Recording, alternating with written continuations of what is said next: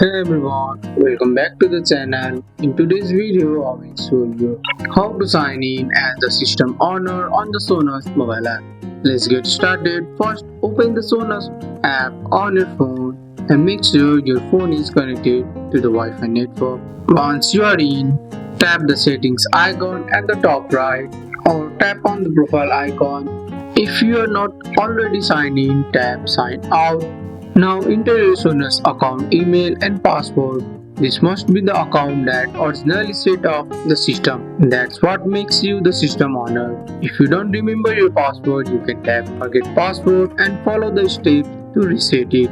Once you are signed in the app will look for nearby Sonos product. If it finds, the system will get the prompt to take over the system or link to it. Just follow the on-screen instruction to confirm. And that's it. Once you have signed in and linked your account, you are now the system owner.